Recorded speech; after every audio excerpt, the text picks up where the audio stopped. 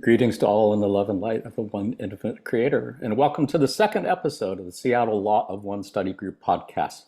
This is the second in what we hope will be a great series of videos with a good blend of spiritual wisdom, humor, and heart. Today's episode is called Law of One 101. It's meant as an introduction to the Law of One for folks who are new to it or have never heard of it. We hope it's a video that you can share with a friend or a family member who has expressed any curiosity about it. We're going to introduce you to about 15 terms and concepts that are important in understanding the Law of One. They are used often in discussions. Each term or concept really deserves a separate episode of its own, and we will do that to go into greater depth. Otherwise, for today, in this episode, we're just hoping to give you a working understanding of the Law of One, just enough to help you feel like you could do that if you want to look into this further. Otherwise, my name is Jonathan Tong, and I'm facilitator at the Seattle Law of One Study Group. We can be found in the list of study groups on the LNL research page shown on your screen. We do also have a Facebook page, and we do meet at the times shown on your screen. If you want, you can contact us at the email address shown on your screen to join any of our Zoom sessions or join any of our Q&A sessions. We do have Q&A sessions with Jim McCarty once a month, and occasionally with Gary, Trish, and Austin of the LNL Research Channeling team. And yes, we did actually upload our premiere episode to the YouTube channel. So do encourage you to click on the subscribe button if you want to get updates on future recordings. Otherwise, let's go ahead and meet our panelists, if you wouldn't mind. You can just introduce yourselves by your name and where you're calling from, for starters. Morris, would you like to introduce first? Morris Hoagland, calling from Lafayette, Louisiana. Yes. And Grace? Hi there, my name's Grace Rude, and I am calling from South Florida. Thanks. And Neely? Hi, I'm Neely, and I'm calling from Happy Valley, Oregon, which is very close to Portland. Nice. Well, I want to thank all three of you for being here. For the record, Morris Hoagland is Vice President on the board of LNL Research and has been Vice President on the board of LNL Research for about 40 plus years. He's an old friend of Don and Carla's and Jim's and has been with that group pretty much from the beginning. And his name is mentioned a few times in the raw contact. If you do a word search for Morris, you will see him name checked a couple of times. The rest of us on the panel are just regular bozos on the bus, as Carla used to say. So as our friends in the Confederation always say, as you listen to us today, take what resonates with you, discard what doesn't. We are not experts here, including Morris. We are just run-of-the-mill wanderers trying to figure shit out, just like everybody else do. So we honestly don't care if you agree with everything we say or not. We're just sharing our opinions and perspectives on things. So on that cheery note, let us go ahead and get started. And I did want to introduce you to two resources that I think you will find helpful as you begin your studies of the Law of One, should you choose to do so. The first is the LNL research page shown on your screen. There are several things here that would be really helpful to you, including the library. Everything that LNL research produces in the form of books can be purchased if you want to help support the group, but they are also available for free. And can be downloaded as PDFs. So the concept guide that you see over here, I would highly recommend as a book that will give you much more information on all the concepts that you're going to hear about today, as well as in future episodes. And as you can see, the table of contents includes all sorts of important chapters on important concepts there. Also, if you want to find out about the Law of One, you can also go back to the title page and you will see that there's information about the raw contact here, including a lot of helpful information. And if you go to the channeling library and click on Conscious Channeling Library, you'll see these are transcripts of channeling sessions that have happened all the way from this year, last month, going all the way back to 1972. There's about 1,700 plus channeling sessions in there, so it is a rich, rich library of love and wisdom to learn from. Otherwise, I did also want to introduce you to the lawofone.info. This is a website that was created by Toby Wheelock with permission from L&L Research. It is a great way to read through all 106 sessions of the raw contact, as well as a search engine that you can use to type in keywords to find out where they are mentioned in the Law of One.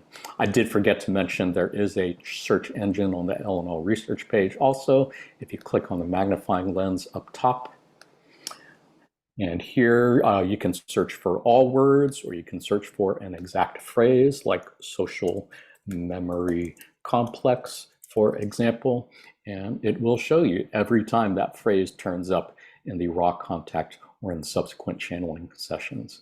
You can also use the search engine on the Toby Wheelock page, but the results that you get are only for the raw contact, not for any of the other conscious channeling sessions that you can find on the L&L page. Otherwise, why don't we go ahead and take a look at the question of what is the Law of One? Let's start with the Toby Wheelock page. The very first thing it says is, I am Ra, the law of one, though beyond the limitations of name, as you call vibratory sound complexes, may be approximated by stating that all things are one, that there is no polarity, no right or wrong, no disharmony, but only identity. All is one, and that one is love, light, light, love, the infinite creator. That was from session 4. The Law of One is a series of 106 conversations called sessions between Don Elkins, a professor of physics and a UFO investigator, and Ra, speaking through Carla Ruckert. Ra states that it or they are a sixth density social memory complex that formed on Venus about 2.6 billion years ago. Ra says that they are humble messengers of the Law of One and that they previously tried to spread the message in Egypt with mixed results. The material was channeled by L&L Research, including Carla Ruckert, Don Elkins, and Jim McCarty between 1981 and 1984. It has been published in book form, and the books can be freely downloaded from L&L Research's library or purchased from their online store or at Amazon. The methodology that L&L Research used to contact Ra is described in detail in the beginning of the books, and so on and so on. So it would be worth noting that these would be the original members of the L&L Research channeling team. Carla Ruckert, who served as the channel, Don Elkins, who served as the questioner, and Jim McCarty, who served as the scribe. He took all the tape recordings that they made and transcribed them into print form. So the first big question probably need to look at is, what is channeling? Channeling can be understood to be a telepathic form of communication between humans and non-physical entities, such as angelic beings, extraterrestrial beings, spirits of deceased, higher self, inner planes entities, etc. A channel serves as a mouthpiece for a non-physical entity to speak through. So there are two forms of channeling that can be found here. Trance channeling is when the channel is in a trance state, subconscious or unconscious, as if asleep, not aware of what is being said. And that is a picture of Carla in her trance channeling state, shown on your right. Conscious channeling is when the channel is in a conscious state, but in a deep meditative state, somewhat aware of what is being said. So, let's talk a little bit about the Law of One. So in order to understand the Law of One, let's go back to the very beginning. One of the very first things that Ra said in the first contact was, the Confederation of Planets in the service of the infinite creator has only one important statement. That statement, my friends, as you know, is all things, all of life, all the creation is part of one original thought. Let us for a moment consider thought. What is it, my friends, to take thought? Took you then thought today? What thoughts did you think today? What thoughts were part of the original thought today? And how many of your thoughts did the creation abide? Was love contained? and was service freely given, you are not part of a material universe. You are part of a thought. You are dancing in a ballroom in which there is no material.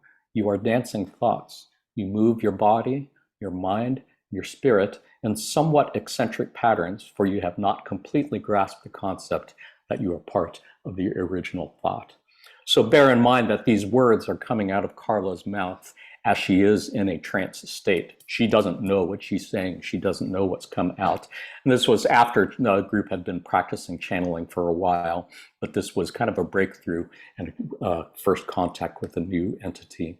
So let's talk a little bit about what is the Law of One and why should you care about it. Morris, would you mind starting us off? Just share a little bit of your own thoughts on what is the Law of One to you and why should people care about it? The Law of One is basically a spiritual message from spiritual teachers. For example, we here on Earth will think about mentors.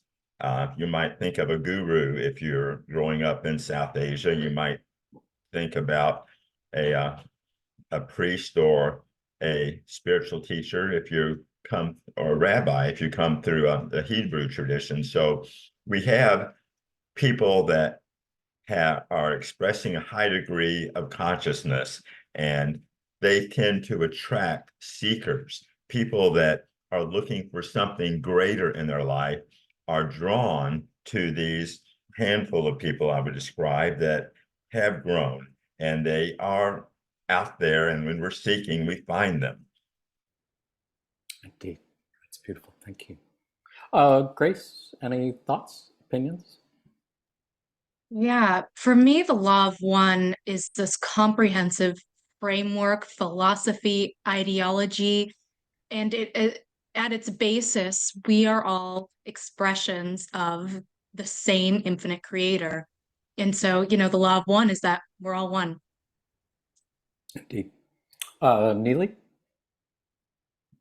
Yeah, well, for me, the Law of One really explains all the craziness that's around me, puts it into a coherent plan, and makes it make sense more, because you can go through life and stuff is being thrown at you, and you can look at the state of the world and say, oh, this is can I say shit show? Yes. And then when you look at it from the lens of the Law of One, all of a sudden things make sense, and it gives you the tools to actually survive in this world and to cope with whatever is thrown your way. Agreed. Yeah, if I had to pick one Might thing. add one Yeah, point go ahead, on Mark. that.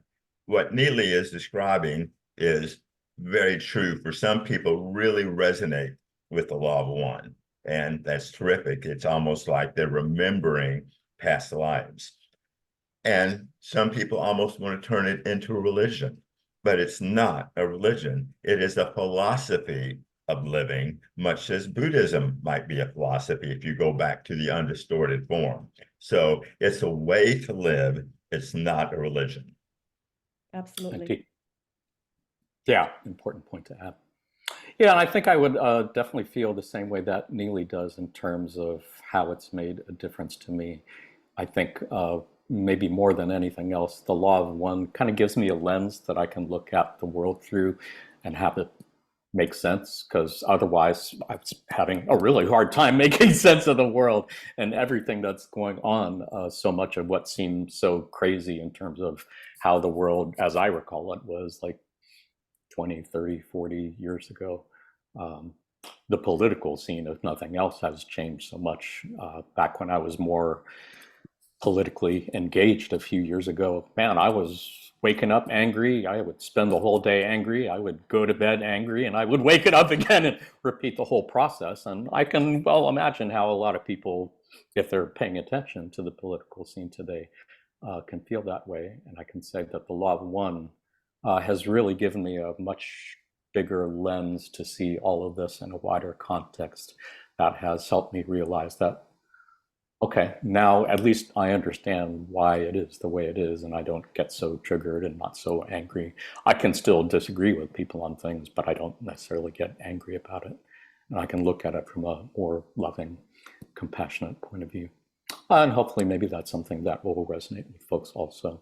I did want to talk a little bit about the question of how do we know this is a legitimate. For folks who are like new to the idea of channeling, I would think that's kind of a deal breaker right from the beginning, the idea that this is information that's coming from some extraterrestrial source that's being spoken through somebody in some sort of subconscious trance state. I would think that would be a difficult thing for many, if not most people, to accept. And I guess I'll invite the panelists to speak to this also in a minute, but I can say from my own perspective, as somebody who's been, I was a philosophy major in college, and my spiritual awakening started about 40 years ago. And I have looked at many, many different religions, philosophies, spiritual paths. And this one, this most recent one that I only discovered about 3 years ago, really explains things so much better and makes so much more sense than any other path. And like I said, if you look at the transcripts, there are 1,700 plus transcripts in the channeling library. And when you read through some of these, you'll realize that nobody talks like this. The words that are coming out in print here, nobody talks like that. And the instruments themselves, the people who are channeling, they don't know this stuff. They don't speak like this in their normal waking life. So I think if you take the time to look at them, if you feel called to, you will find just teachings of deeply spiritual nature, full of love, full of wisdom, internal consistency throughout the 1,700 sessions. It's really unusual to find anybody saying anything that's really contradicting themselves or anything that's just flat out obviously not true. That for me, I think, is a key part of why I consider these to be legitimate teachings. Grace, do you have any thoughts to share on it from your own point of view? Yeah. Yeah, absolutely. Because I was a huge skeptic before I came across this work. I wasn't one to look at channeled work and say, oh, this is legit. When it comes to the law of one, the language that is used is so precise, it's hard to deny that its origins don't originate from somewhere that is not here. I mean, it gives you the answers, well, it gave me the answers to everything I had ever wondered regarding religious teachings, even, these hard questions about, what happens when we die, where are we before we're born? How do these things work? And the law of one answers that in such a way that it's hard to deny its legitimacy. Well said. Neely? Well, I'm gonna risk sounding like a woo-woo loony here a little bit. So a quick disclaimer, I'm an engineer by trade, okay? And I'm a very rational person. And even though I loved sci-fi since I was very little, I do have that rational, logical approach to life. However, reading the questions and answers, felt inside, something inside feels like truth. I don't know how to explain it, but I do have that type of discernment. I know when I read something that is true. I know when I read something that is false. That's the explanation I can give. Pretty good, thank you. Morris, anything to add? Well, I think Neely said it best with the resonance. If the message resonates with you, seek that resonance. Try to understand what it is the message is telling you. It's resonating with you, you're recognizing truth. And if it doesn't resonate with you, disregard it. So ultimately, it doesn't matter whether it's channeled material or not. If you're reading something from the ancient masters, regardless of whether it's Shintoism, Hinduism, Judaism, it doesn't matter. If you're reading a spiritual message that touches your heart, that's truth for you. This happens to be channeled material, but whether it's channeled or not is unimportant. Does the message resonate with you? Indeed. Yeah, that's a good point. And I know the whole idea that all is one is not necessarily a new thing in the world of philosophy. It's really something that Hindus and Buddhists have been saying for a long time, as well as other spiritual religious traditions. This is just another different way to look at it. So why don't we go ahead and take a look at some of the most important terms or ideas or concepts that come up in the Law of One, starting with the one infinite creator, or the one original thought. In session 82, question 10, when we look at the raw contact, usually you'll see numbers at the beginning, like you see here, 82.10. That's telling you that this particular passage was taken from session 82. And it was the 10th question that was asked. So in this case, I'm skipping the question and just reading you part of Ra's answer. Ra said, the one original thought is the harvest of all previous, if you would use this term, experience of the creator by the creator. As it decides to know itself, it generates itself into that plenum, full of the glory and the power of the one infinite creator, which is manifested to your perceptions as space, or outer space.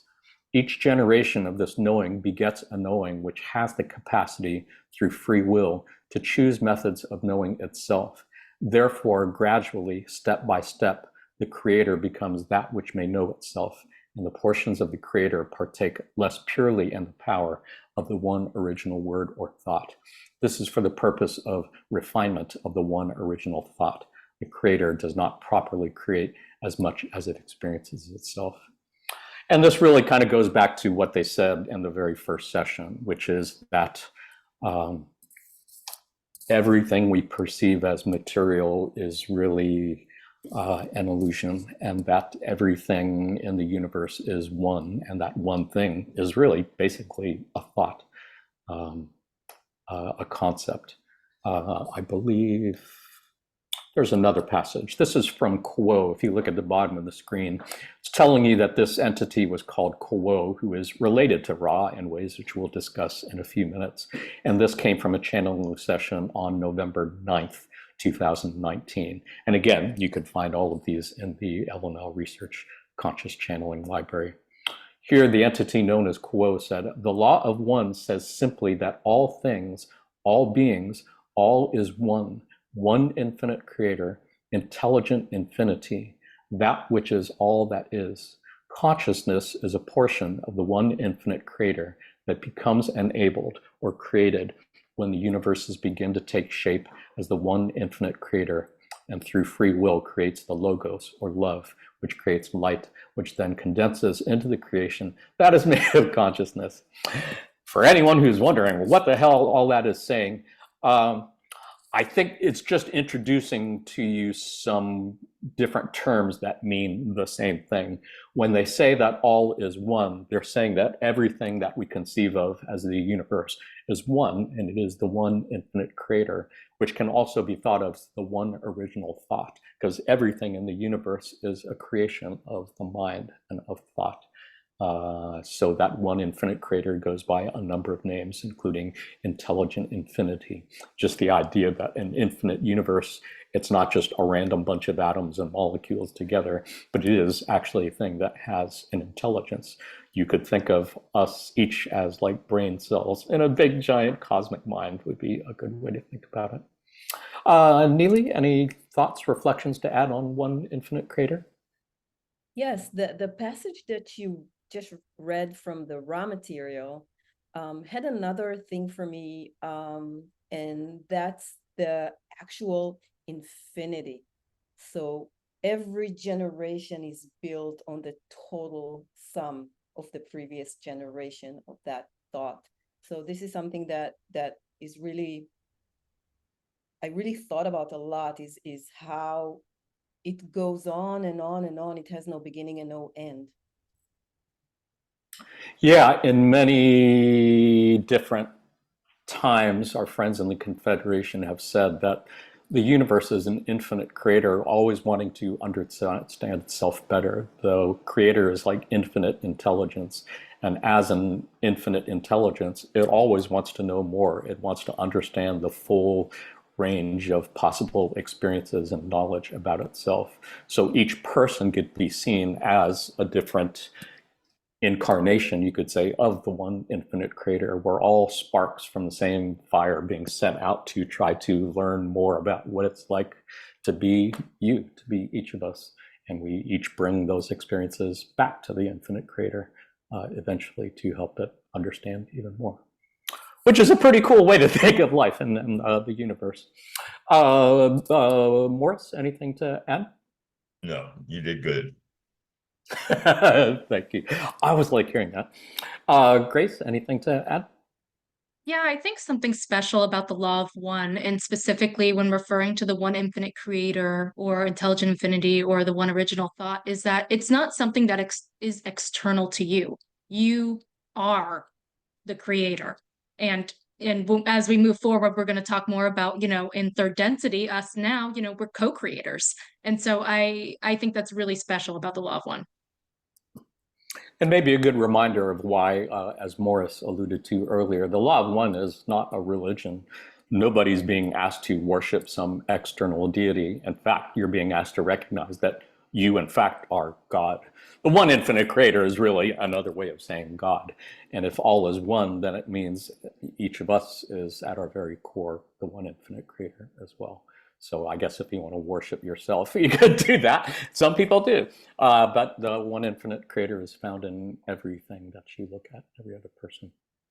I did also want to mention that for folks who are looking for other confirmations, as we said before, the idea of oneness is not like new to humanity. Hindus and Buddhists have been saying it for a long time. And it would appear that scientists are now actually finally starting to discover this. If you have not seen this before in the Science News article shown on your screen, the picture on top is showing a picture of brain cells. And the picture on the bottom, I believe, is actually showing what's called a cosmic web. It's showing how galaxies in space are actually connected to each other through a network that creates what we call the cosmic web. And yes, it is very reminiscent of brain cells and a brain, all kind of suggesting the idea, again, that the universe is really, in many ways, like a giant brain. It is a cosmic mind. And quantum physicists have discovered this as well. Quantum physicist Erwin Schrödinger once said, the total number of minds in the universe is one. In fact, consciousness is a singularity phasing within all beings. This is the famous Schrödinger, famous cat torture known as Schrödinger, source of many great memes about Schrödinger's cat. And we'll have an episode on quantum physics sometime later to dive deeper into that. Otherwise, James Jeans is also a noted quantum physicist who said the universe begins to look more like a great thought than a great machine. So let's talk a little bit about the Logos and Logoi and Sub-Logoi.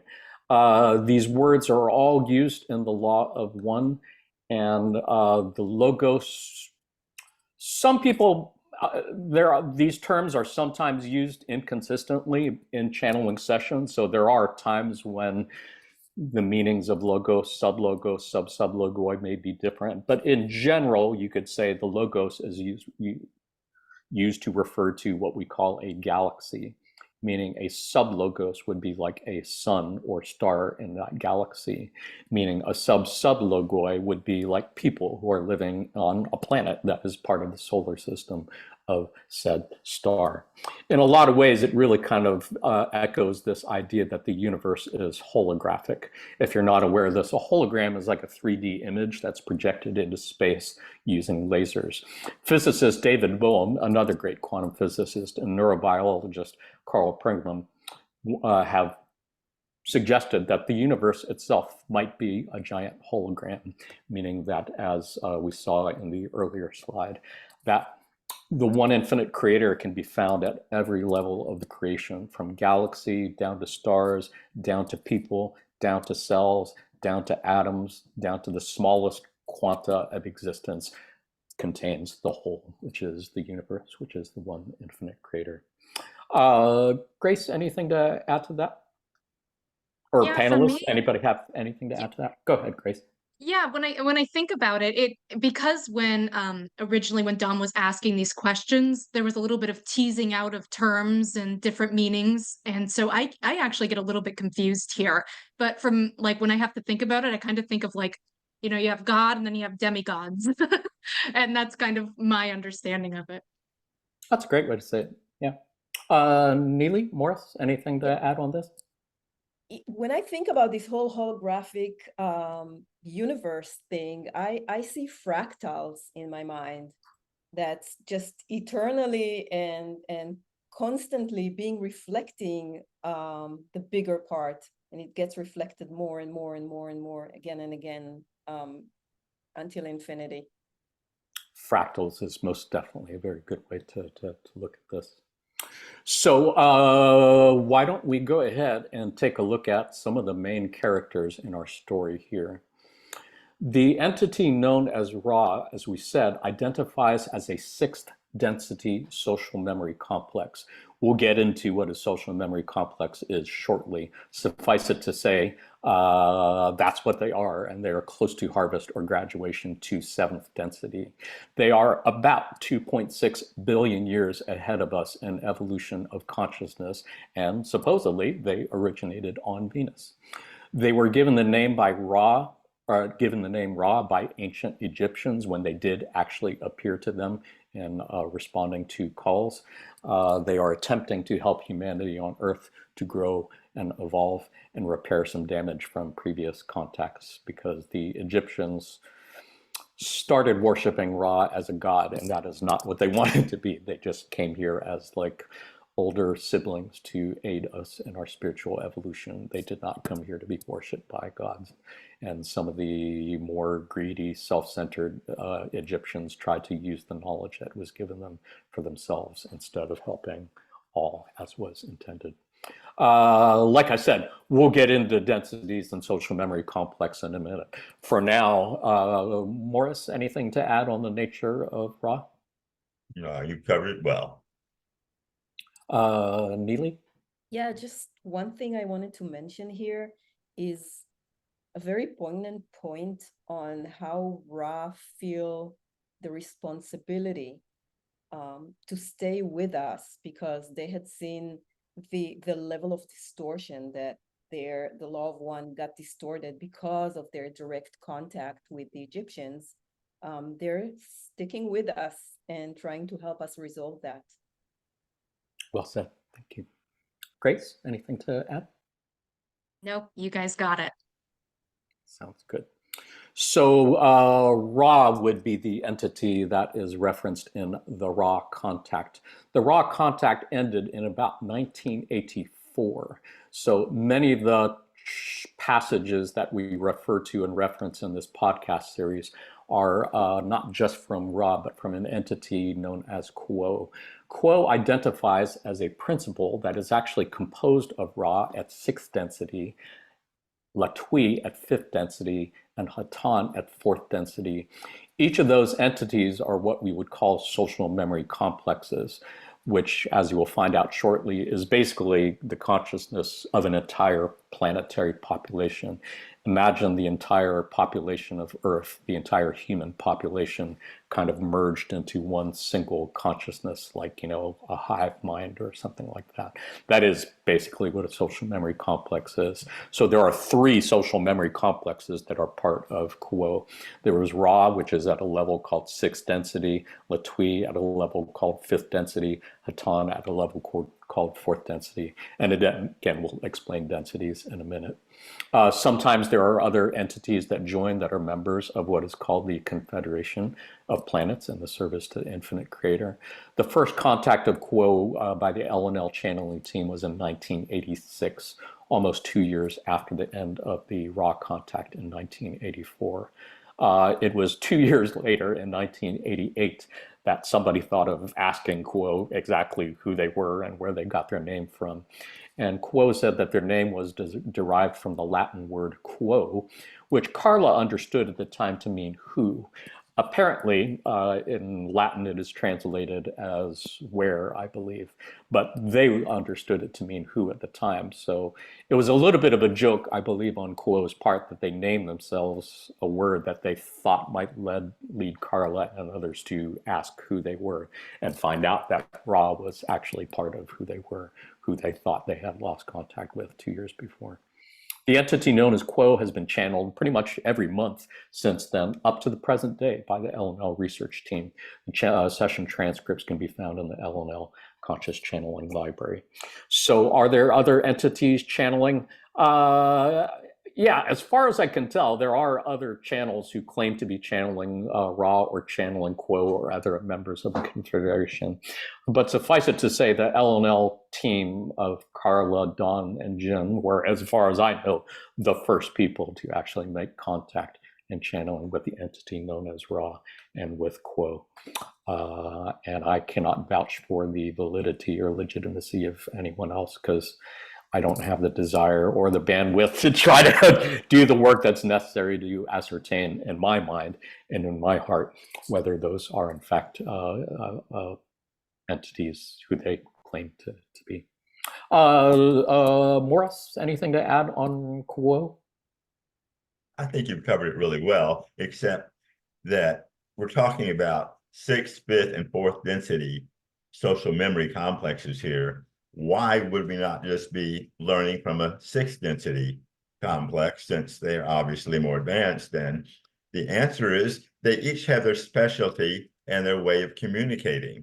Hatan, who we had contact with back in the late 50s and through the 60s and even into the 70s. And that's because that's the level of consciousness that the channeling groups had. Then Latwii came at a later date as the consciousness level of the groups was growing, and obviously Ra was a special case. But they communicate differently, and Quo, as a composite of these, actually gives a very easy to read and understand dialogue. Sometimes Ra's dialogue can be a little bit obtuse and you have to dig into it to understand it.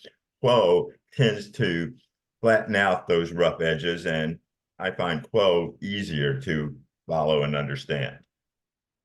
Me too. Well said. Neely? Yeah, I think this is the place to make a distinction, another distinction between conscious channeling and trance channeling.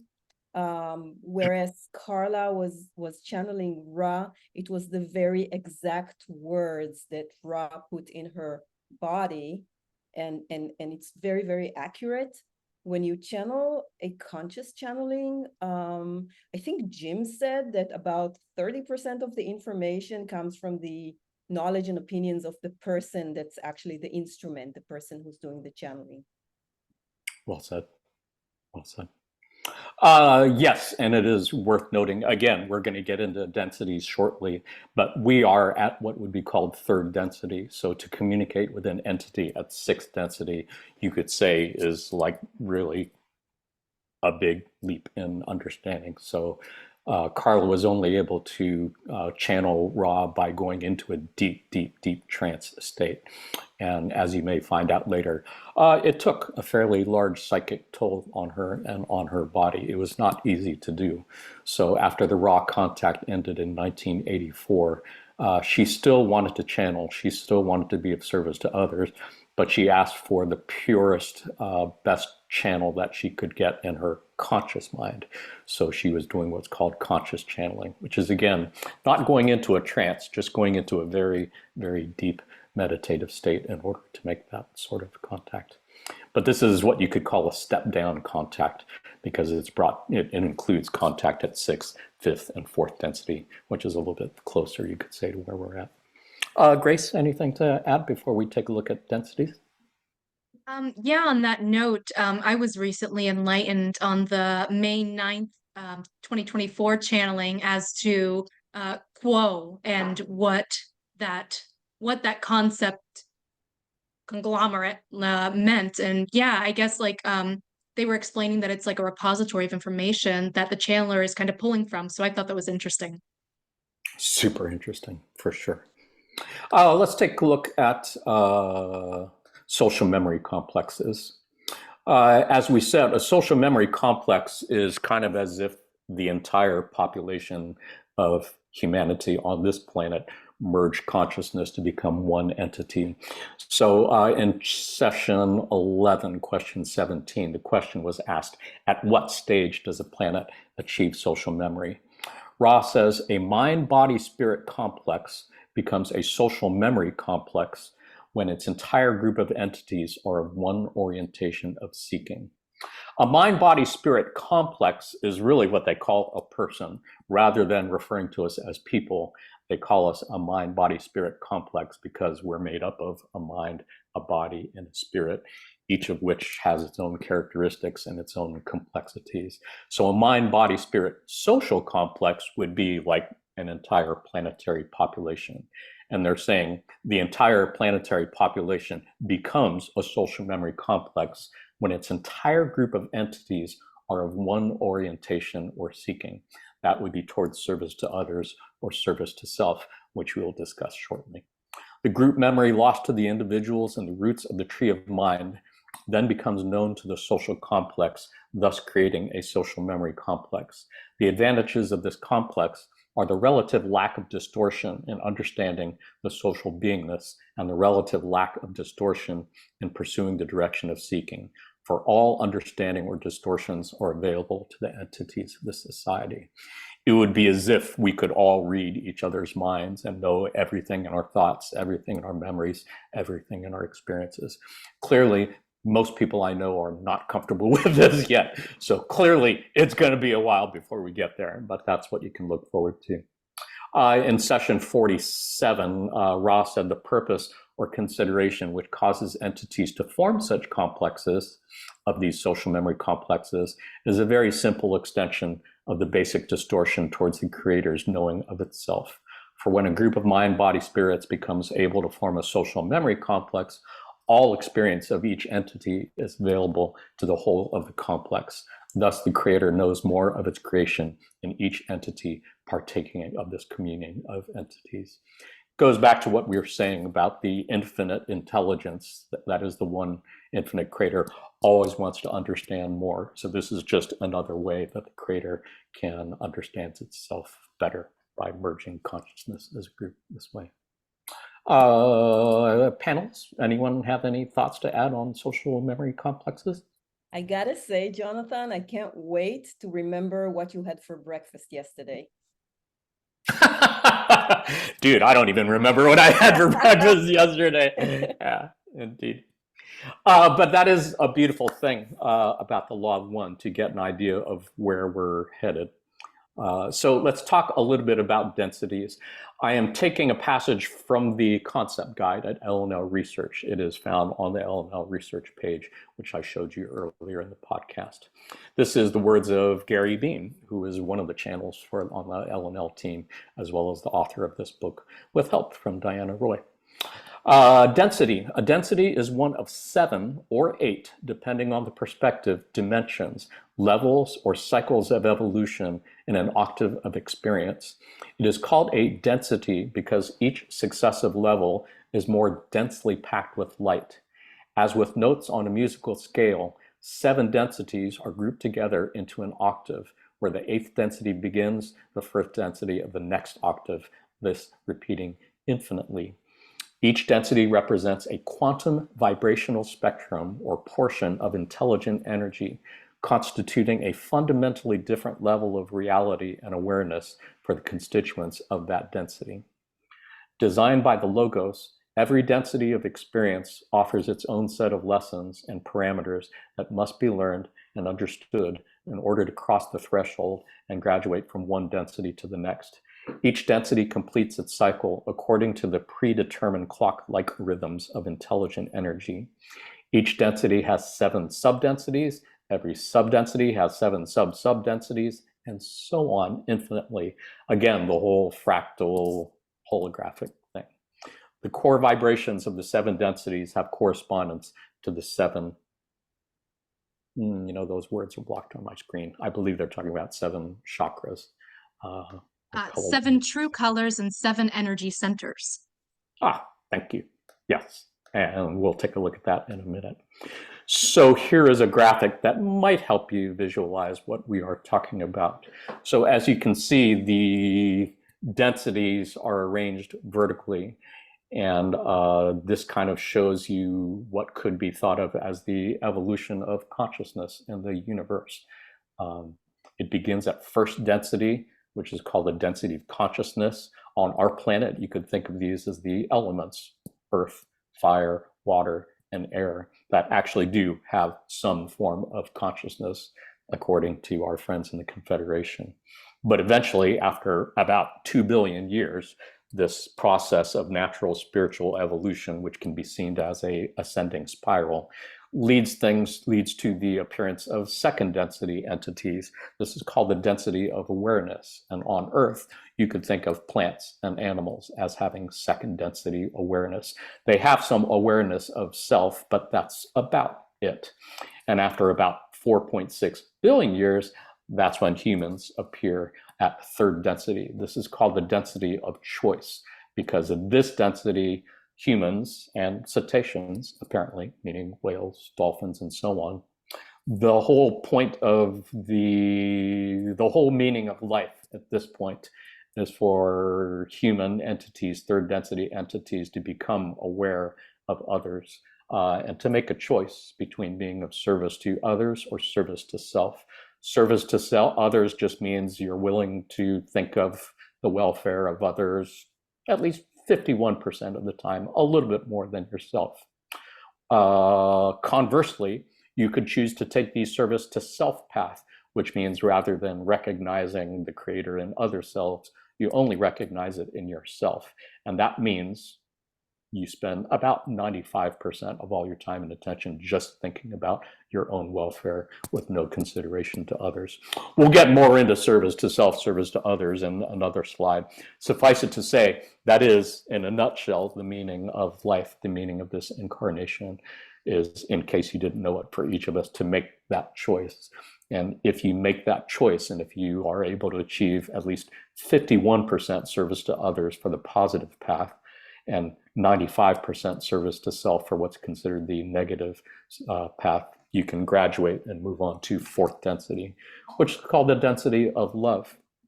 At this point, entities have lighter bodies. You still have a physical body, but again, at each density, the light is said to be more dense, more packed with information. And this is where we learn the lessons of love. Unconditional love for others on the service to others path, or you could say unconditional love for self on the service to self path. And both paths are considered valid since the creator is in self and the creator is in others. From the fourth density, after about 40 million years, if you graduate, you can go to the fifth density, which is called the density of wisdom. You could think of the fourth density of love as being like Christianity love, unconditional love. You could think of fifth density as like the Buddha, the wisdom of the Buddha. Not that it's not unloving, it's just that there's a different kind of consciousness, which is a consciousness of wisdom. Graduating from fifth density comes sixth density, also known as the density of unity.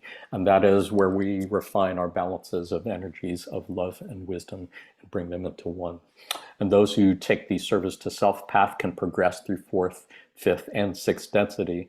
But according to our friends in the Confederation, about halfway through sixth density, they kind of hit a wall and realize that they can only go so far without acknowledging the creator and other selves, other than themselves. So at some point, they have to actually go back and join the service to others path in order to progress further. And then the service to the seventh density is known as the density of timelessness. And nobody really knows anything about that because Ra has not reached the seventh density yet. And that's the highest density entity we have had contact with. And apparently, yes, your body becomes more and more light as you go until eventually by sixth density, you really have no physical body. You exist as an entity of pure light. Which, if you're willing to accept all of this, is a pretty beautiful way to look at the evolution of life and the universe and realizing that It's not all just a bunch of random atoms and molecules together, but there is actually a purpose towards all existence. And it's this upward spiraling of life towards the creator understanding itself better, to learning about love, learning about wisdom, and learning how all is one in new and different ways. I have been talking way too long at this. I'm going to throw it out to any of our three panelists. Anything care to share about densities? Grace? Yeah, for me, when I look at this and I look at other spiritual teachings are talking about the same thing. They just have a different perspective. What the law of one does is gives us this overarching viewpoint. And I think for me, that really tied in a lot of loose ends. Nice. Me too. Neely?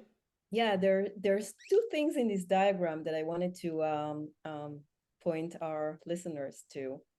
The first one is that the third density is like a brief moment compared to the other densities. So you spend 75,000 years compared to billions of years in other densities. And I think one of the things that really comes up for me with that is that we are getting so much what Ra calls catalyst in those 75,000 years, because we only have that much time to make that choice. So that's another explanation for me to the state of the world and the way things are going.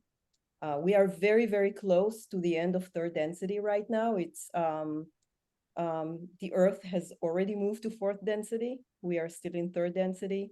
And that's why the catalysts come very, very close in time and very thick. The other thing I wanted to say here is that you may notice that there is a little U-turn arrow next to third density, which means that if we weren't able to pierce the veil, see what we are here to do, and make that 51% cut, then we will have to repeat third density again. According to Ra, we're going to have to do it on another planet, because this planet is officially fourth density. Thank you for all of that. And it reminds me, we never talked about reincarnation. I think it would be fair to say that central to understanding the law of one is the idea that this lifetime that you're in right now is only the most recent of what I can only assume are hundreds of thousands, millions of incarnations before this.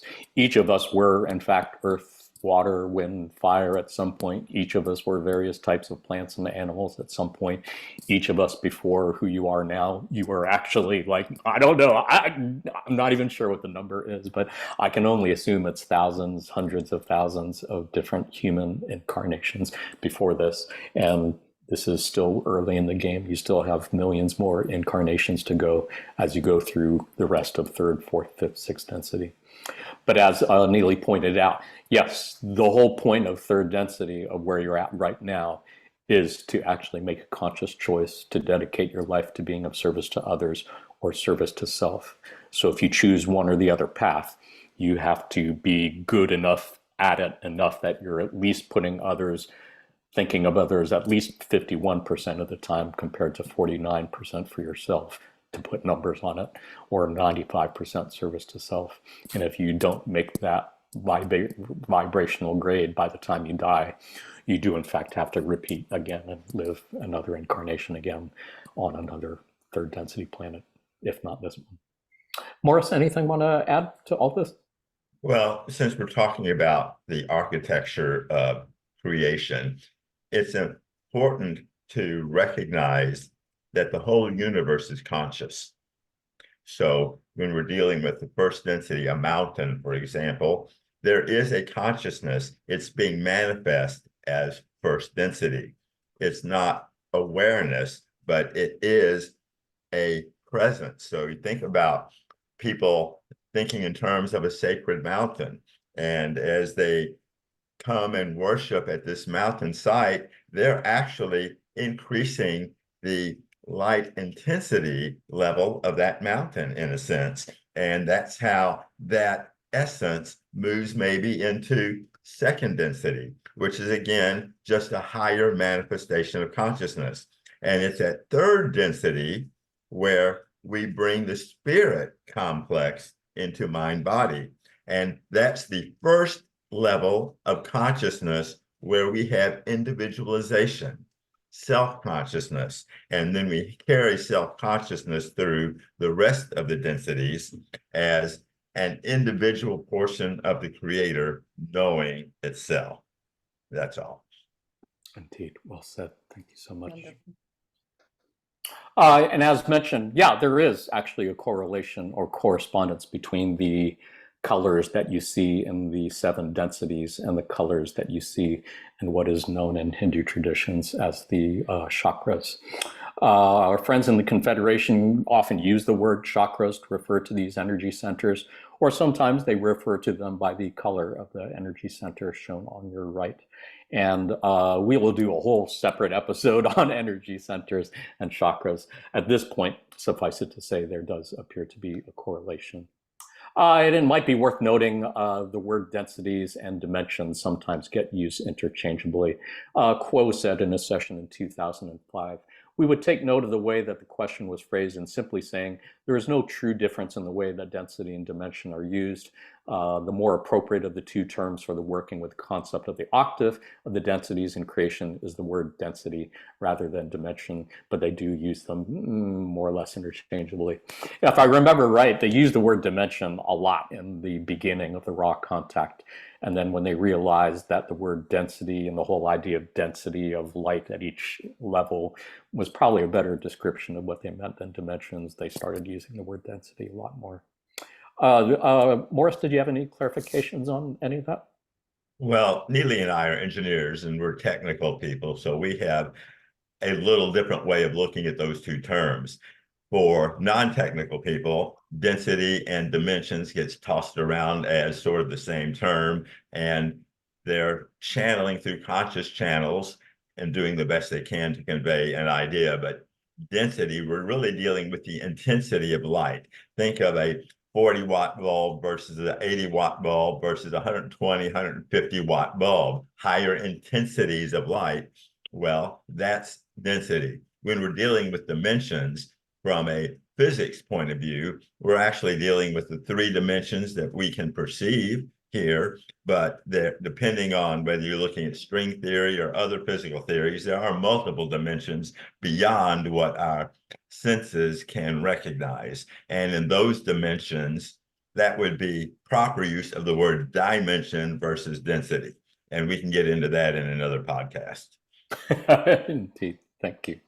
It is worth noting, you can find all sorts of references to different numbers of dimensions or densities from other different metaphysical persons or groups or so on. This is just the nomenclature that they're using for this particular entities that are being channeled.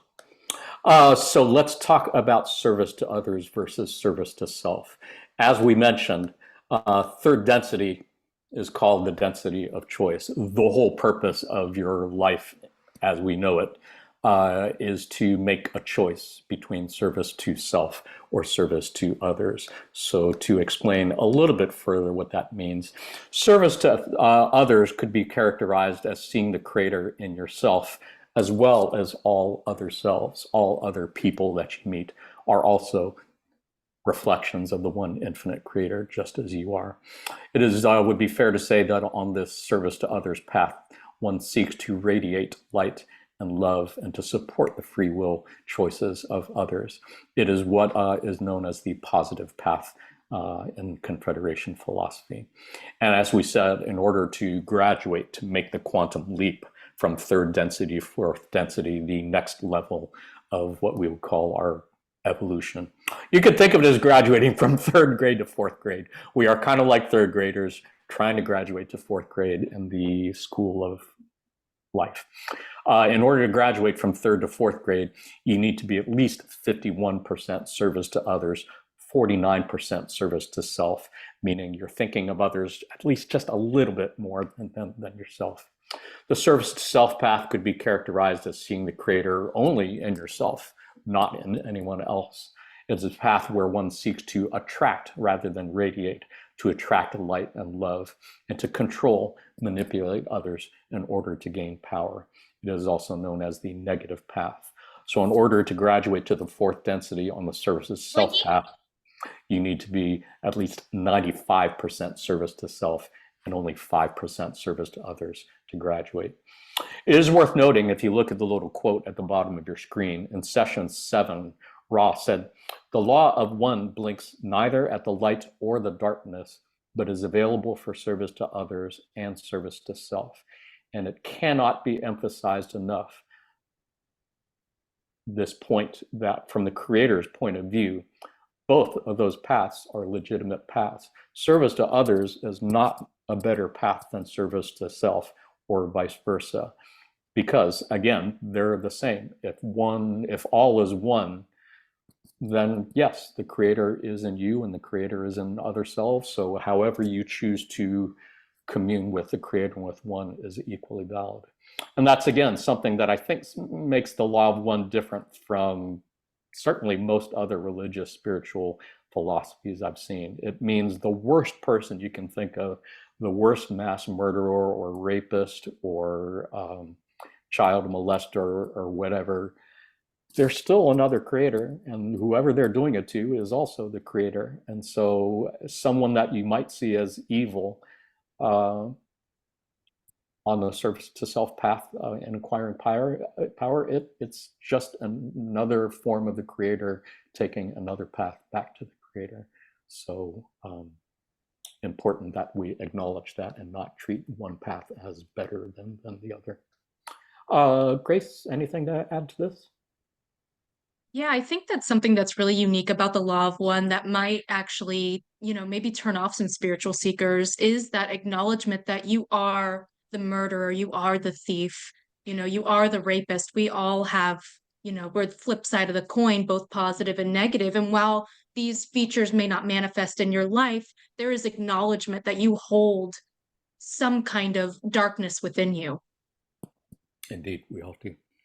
And that is part of graduating to fourth density, acknowledging our shadow selves and embracing that rather than putting them away. Neely, anything to add? Yeah, just kind of a thought about those two paths. And I know that a lot of people in our community do identify with being service to self. From my perspective, at least the way that I feel it, service to others is a really, really hard path to move on. First, you need to polarize 95%, which is a very high percentage to get. And second, this whole way of being service to self requires you to enslave, manipulate others to do your bidding. But on the other hand, you are being enslaved and manipulated to do somebody else's bidding that's on top of you, at the top of the pyramid, or at the top segment of the pyramid that you're in. So it feels to me like it's a more painful path to the creator. Well said. It probably should be noted that all of our friends in the Confederation, Ra and Quo and everyone else who is part of that, is on the service to others path. And so although they do occasionally speak about the service to self path, just for the sake of understanding, they are generally of the service to others polarity. And while we might have people in the Seattle Law of Land study group who are on the service to self path, if they are, they're keeping it to themselves pretty well, because as far as I can tell, everyone in our group has chosen the service to others path, and that is pretty much our focus. Morris, anything to add? No. That's good. Let's see. So a couple passages on this. In session 17, question 30, questioner asks, if any entity wants to learn ways of it, wants to be of service to others rather than service to self while he is in this third density, are there best ways of being of service to others, or is there any way just as good as any other? Ra says, the best way of service to others is the constant attempt to seek to share the love of the Creator as it is known to the inner self. This involves self-knowledge and the ability to open the self to the other self without hesitation. This involves, shall we say, radiating that which is the essence or the heart of the mind-body-spirit complex. Speaking to the intention of your question, the best way for each seeker in third density to be of service to others is unique to that mind-body-spirit complex, to that person. This means that the mind-body-spirit complex must then seek within itself the intelligence of its own discernment as to the way it may best serve other selves. This will be different for each. There is no best. There is no generalization. Nothing is known. And that's one of the most beautiful things about the Law of One I have found, the recognition and emphasis constantly that each soul is unique. Each person is unique. Every spiritual journey is unique. And what is right for one person is not necessarily right for everyone else or anyone else. And vice versa, what's right for everyone else or anyone else isn't necessarily right for you. Each person really does need to figure it out for themselves. And that's a beautiful thing. Morris, anything to add on this? I think it's pretty complete. Neely? I think a lot of people, when they discover the Law of One and they start studying it, they get really, really concerned about, okay, so what is my mission? How do I become service to others? There's a lot of conversation that's going on around this because really everybody serves in a different way. And I have seen a few passages from Quo that were beautiful in the fact that they were just saying, you know, sometimes it's not a big thing. You can be scrubbing toilets, and if you're doing it with love in your heart and with good intent, then that's service enough. Indeed, enough to change the world. I believe our next episode is going to be on service to others and service to self. So stay tuned for that, toilets? Everybody. I believe I have that passage in there because it is one of my all-time favorites. Grace, anything to add on this? No, you guys summed it up beautifully. Okay. And I would only remind our viewers that those words that you're seeing on your screen were the words that were coming out of Carla's mouth as she was in a deep trance state. So again, for people who are wondering whether this is legitimate, just know that what you see on the screen, there's like thousands and thousands of pages and hours more of this, and that no normal person talks like this. And the profundity of the love and wisdom in these teachings, as Morris said, it really doesn't matter where they're coming from. The point is, the teachings are really profound, and if you are able to learn from them and find them meaningful and integrate them, it can definitely be a life-changing thing. So yes, they have mentioned polarity a few times, and polarity can be understood to be the degree to which one vibrates in the direction of service to others or service to self. And I believe we will come back to this in a little bit. So yes, let's talk a little bit about the concept of harvest or graduation. In session 6, the question was, I think it would be appropriate to discover how the Law of One acts in this transfer of beings to our planet and the action of harvest. Harvest would be a very important word that you'll hear a lot thrown around a lot, along with the word graduation. Those two words are kind of used synonymously. And it just refers to you making that leap from one density to the next, like third density to fourth. In this case, Ra said, the Law of One states simply that all things are one, that all beings are one. There are certain behaviors and thought forms consonant with the understanding and practice of this law. Those who, finishing a cycle of experience, demonstrate various grades of distortion of that understanding of thought and action will be separated by their own choice into the vibratory distortion most comfortable to their mind, body, spirit complexes. This process is guarded or watched by those nurturing beings who, being very close to the Law of One and their distortions, nevertheless have the distortion towards active service. Thus, the illusion is created of light, or more properly, but less understandably, light love. This is in varying degrees of intensity. The spirit complex of each harvested entity moves along the line of light until the light grows too glaring, at which time the entity stops.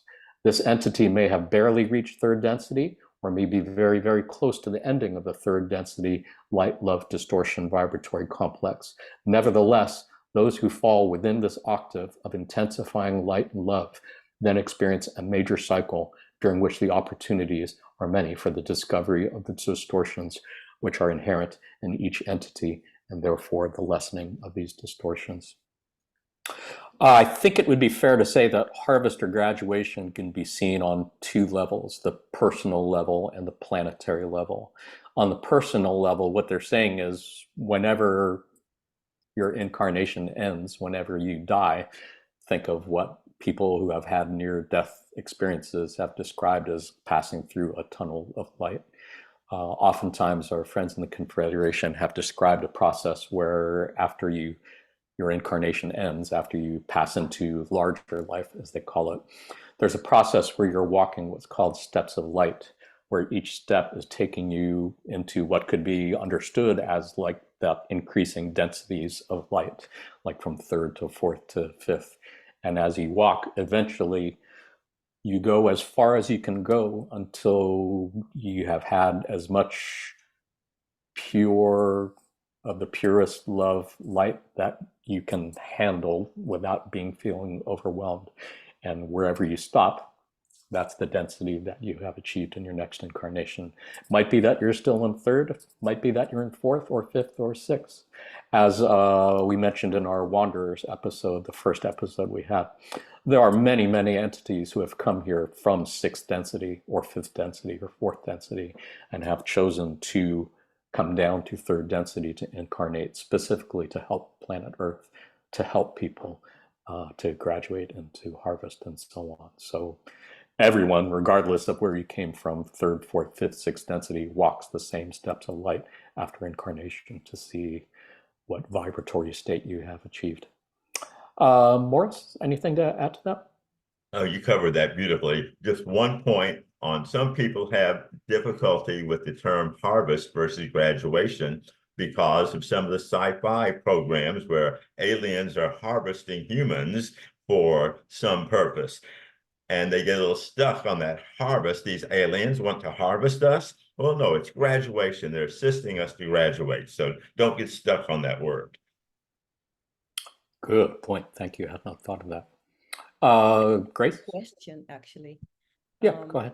So for the benefit of our viewers, listeners, the word distortion is mentioned a lot in this text. And it looks like the goal would be to lessen the distortion as we go up in densities. Can one of you touch on what exactly a distortion is and how do we reconcile it? Yeah, I could take a shot at it. We probably should have had a slide on distortion because you're right, that word is used a lot in the Law of One. And I guess if you go back to the one original thought, just think of everybody as being derived from the one original thought. So just by our nature, we are distortions of that one original thought, insofar as most of us don't really see ourselves as God or the one infinite creator. Sometimes I do after a few too many shots of tequila, but otherwise, no, I usually just think of myself as Jonathan Tong. They have used the metaphor of stained glass. If you think of a stained glass mirror in church, you can think that each of us is a different stained glass mirror. And the light that passes through each of us is the same light that comes from the one original creator, but each of us distorts that light in our own unique ways. And as our friends in the Confederation have said many times, we're all the creator, and creator created each of us to explore the entire range of human experience. So whether you're on the extreme light side or the extreme dark side, creator loves each and every individual for the way that they distort light. And that includes the mass murderers, and that includes the rapists. And that is part of the challenge for us in third density to understand, to be able to look at each of those entities who seem to be unlovable and to see them as the creator, to see the creator in the eyes of the person you're looking at. Does that answer your question, Neely? Yeah, so essentially there is no judgment behind the word distortion. We are just, it's just the way that we are perceived as fractals of the infinite creator. Just different. Definitely no judgment value as being a bad thing. Yeah. Okay. Grace, Morris, any thoughts to share on that? Anything to add? Well, just a little bit. I really like your example of the stained glass windows. That is a perfect analogy. Another way of looking at it is there was one great initial thought of the creator who created the universe. Then we have all sorts of distortions. What do we talk about distortions? Well, let's take Jesus the Christ. He came, and we understand that he was preaching a story of unconditional love. Then taking a look at what's happened to the Christian church, and you have such a range of views of that same message from the left to the right. It's all further distortion of what was initially just one initial thought of unconditional love. So this happens through free will experience, the light passing through that stained glass. We each color the light a little bit, so it is somewhat distorted, but it makes a beautiful rainbow too. So that's what the creator was after, that rainbow that each of us creates. Indeed. It's a beautiful metaphor, and I definitely did not think of it myself. It's been mentioned at least a couple of times in different channeling transcripts. If you go back to the LNL research page and find that search engine, the little magnifying glass that I mentioned at the top, if you open that up and type in stained glass windows, you'll see some beautiful descriptions of it, way better than what I just said. Suffice it to say, yeah, that is harvest on the personal level. On the planetary level, again, that is a whole nother matter.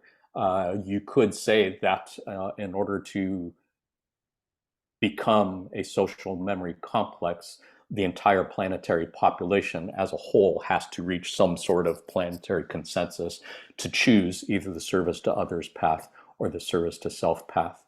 Our friends in the Confederation have said that planet Earth is destined to be a fourth density positive planet, and the planet itself has actually moved into a part of space where the vibrations have changed.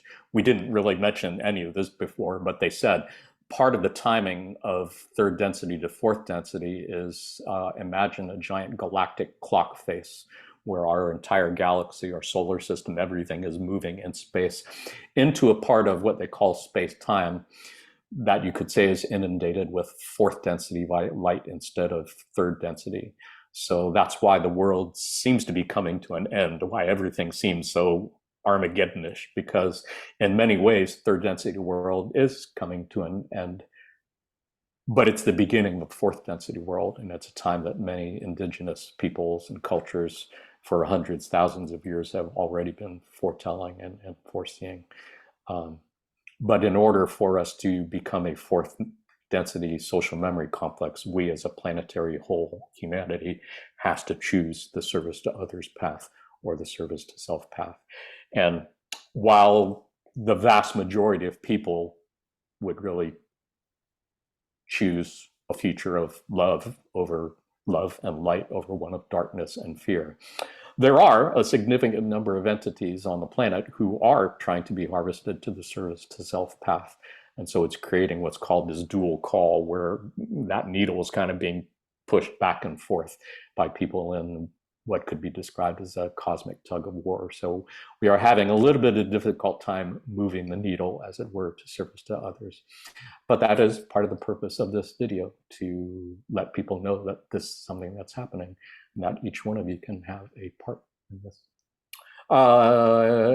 Anybody have anything to add to that? I have a thought on, just graduating. I guess what I see is a large amount of people who haven't made the choice, who are incarnate here as human beings, and they fall into the sinkhole of indifference. They're just living out their life, and they aren't, they're good people. They're fine people, but they aren't making that graduation point because they haven't consciously made the choice to be of service to others. Indeed. Very good, Grace. Gotcha. Neely, Morris, anything else to add? Just one thing, I think in one of the earlier sessions with Ra, Dawn had asked whether in order to make graduation, you need to be aware of the law of one. And Ra had said, no, it's enough that you live your life in service to others. So it's not necessarily about knowing it, but there's something about the sinkhole of indifference that really pulls people in. You get up in the morning, you go to work, you just try to make it through the day, you come home, you have your dinner, go to sleep, rinse and repeat. So, and there are a lot of distractions that keep us there. Indeed, indeed. Again, we'll get into that whole service to self, service to others dynamic and the sinkhole of the difference in our next episode. Suffice it to say, as you said, and as our friends in the Confederation have said, there's been relatively few people graduating to fourth density, both on the service to others and the service to self path. Far more people on the service to others path than service to self. But because, as you said, so many people are just caught up trying to make ends meet, trying to pay the bills, trying to have food on the table, trying to raise their kids. They don't really think about this kind of stuff. And most people don't think about spiritual things, period. But one could say that is probably because service to self entities have done such a great job of being in positions of power, political, social, economic, that they have deliberately created a system deliberately to keep people from learning about this stuff. So hence, again, hopefully this video gives you some good food for thought. Otherwise, let's go ahead. Morris, did you have anything to add before we go on? Sounds good. Let's talk about the veil of forgetting. Part of what makes third density so challenging is that when one incarnates in third density, they go into what's called the veil of forgetting, which means you forget everything. You forget that you are the one infinite creator. You forget all the things that you learned in previous incarnations and such. And there is indeed a reason for that, and a reason why this only happens at third density. This is from a channeling session, the date of which is on your screen. A person going by J2 said, "How do I know if I'm making positive life choices? In other words, how do I know the choices I make will allow and help me to grow as a person? I greatly desire to grow in all aspects of life." Quo says, "I am Quo and am aware of your query, my brother. My brother, within your very query is the answer to it. For the great desire, the intention that is expressed in your being and reflected in your query, is that which is of the greatest importance in determining the nature of your desire to serve others and to move forward upon your spiritual journey. The third density experience, as you are well aware, is not one of understanding, for there is the veil of forgetting that separates the conscious from the unconscious minds and from the greater nature of reality that is the true reality in which we live and move and have our being. However, within the third density experience, this veil of forgetting makes it impossible to know or understand for sure what will be the product or the result of one's efforts in service to others. What one can know is one's intention, one's desire, the strength of the desire to be of service, to be a loving entity, and to seek the one creator within each experience is that which will lead one forward upon the path of service to others and increase the positive polarity according to the strength of the will and the intention to serve. In trying to understand why we have to forget everything when we incarnate, you could kind of think of it as if third density is kind of like third grade and we're trying to graduate to fourth grade, the veil of forgetting is kind of like making sure that you're taking a closed note test as opposed to open notes. When you're in fourth and fifth and sixth density, it's not a closed test. You see all the answers already. You already know that all is one. You already know that every other entity is the one infinite creator. The whole point of third density is to forget all of that stuff and have to go through all the shit that we have to go through in third density and what appears to be a very negative world in order to choose love over fear, and to dedicate yourself to service to others in spite of what might seem a lot of evidence that it's a dog-eat-dog world. And it really, you really should just be looking out for yourself. So if you can actually still choose to love others in spite of all that, without knowing the answers already, that's what makes this such a more powerful experience. And it's why it's so hard for so many third density entities to graduate, because it seems like a really difficult stretch, a big leap to make. Morris, anything to add to any of that?